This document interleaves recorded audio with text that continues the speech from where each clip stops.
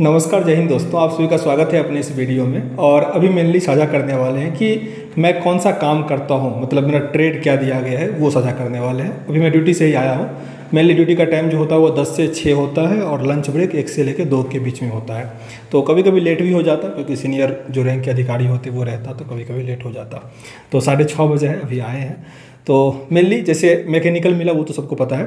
फिर इसमें मेरा मिला है ट्रेड डिपार्टमेंट, मतलब कॉन्ट्रैक्ट देना।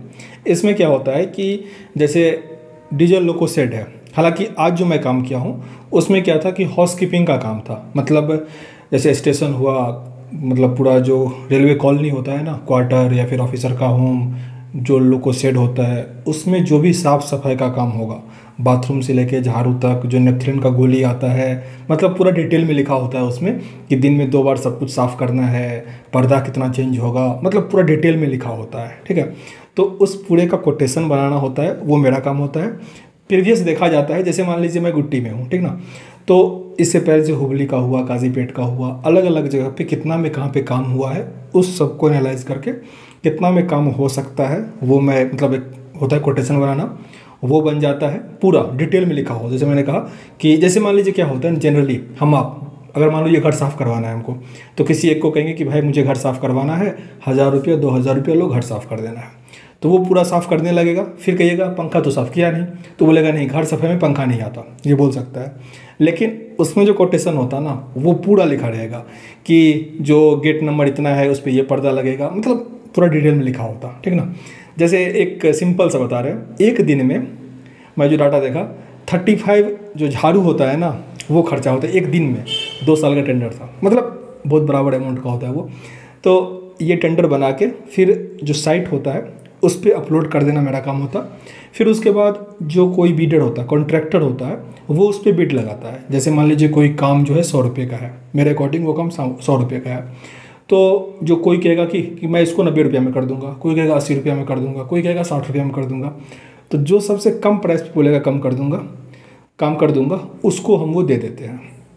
उससे पहले एग्रीमेंट सब होता है कि आपको 10% पैसा देना होगा, ये सब एग्रीमेंट होता है, ताकि आप काम के पीछे भागोगे तो वो पैसा हम रख लेंगे, ये सब होता है। और कभी कभी जैसे हाउस कीपिंग में क्या हुआ कि जो टेंडर मान लो 100 रुपये का बना, ठीक है, तो उससे अधिक, मतलब 100 रुपये में किसी को आ नहीं रहा था, 100 रुपये में वो काम नहीं होता, तो समझ लो 200 रुपये में वो काम होता या 150 रुपये में होता।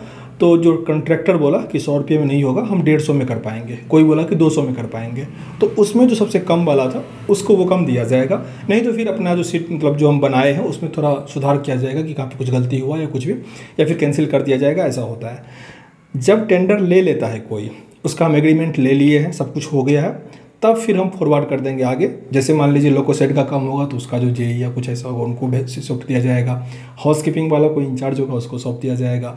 जैसे अभी मतलब पूरा 5G लगेगा तो बहुत बड़ा अमाउंट का टेंडर है, तो उनमें डायरेक्ट जीएम इन्वॉल्व होते हैं, तो मतलब फिर उसको सौंप दिया जाता है। तो मेनली हमारा काम यहीं तक है, मतलब कॉन्ट्रैक्ट फिक्स कर देना, ये काम होता है। तो अभी तुम थोड़ा थोड़ा ही सीखे हैं। आज आई थिंक हम पहला मतलब वो बनाए, तो सोचे आज हम ठीक से समझ पाएँ कि मेरा काम एक्चुअली है क्या। इससे पहले बस थोड़ा बहुत सीख रहे थे, समझ में ही नहीं आ रहा था काम कैसे है, अभी भी ठीक से समझे नहीं है, लेकिन यही काम है धीरे धीरे। क्योंकि इंग्लिश कमज़ोर है, मतलब क्योंकि सरकारी काम कह लो या फिर यहाँ पे सौच का कारण, इंग्लिश मुझे यहाँ का बहुत हार्ड लग रहा, ठीक ना। मतलब कुछ कुछ वर्ड ऐसा है जो सुने ही नहीं है, मतलब अजीब लगता है। खैर धीरे धीरे हम भी उसके हैबिचुअल हो जाएंगे। तो यही है मेरा काम। और क्या होता है ना, जैसे मान लीजिए मैंने कहा कि मेरा मैकेनिकल डिपार्टमेंट है, तो फिर मैं इसमें ट्रेड वाला कर रहा हूँ। वैसे ही एक कैंडिडेट है जो गुंटकल में है, उनका भी मैकेनिकल है।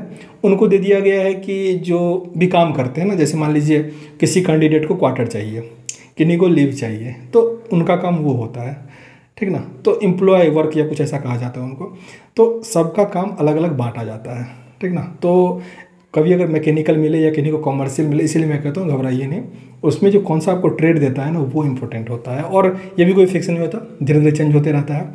तो देखिए, मतलब ये तो मैं साझा कर दिया कि अभी मेरा काम क्या है, फिर धीरे धीरे सीखेंगे और कुछ जानेंगे तो साझा किया जाएगा। और बहुत लोग पूछ रहे थे कि सरकारी नौकरी करने के बाद कैसा लग रहा है, वो साझा कीजिए, और फिर कितना पैसा बचता है, ये सब चीज़ कितना खर्चा हो जाता है, तो वो सब साझा करेंगे। क्योंकि तकलीफ भी बहुत है, बहुत अच्छा भी बहुत है, तो सब कुछ मिला जुला के धीरे धीरे साझा किया जाएगा। अभी थोड़ा टाइम कम मिलता है क्योंकि सीखना रहता है अभी नया में, तो टाइम तो मिलता है बहुत, लेकिन ध्यान उधर देना पड़ता है, ठीक है। तो जो जो टाइम मिलेगा साझा किया जाएगा। मिलते हैं नेक्स्ट वीडियो में, तब तक के लिए जय हिंद।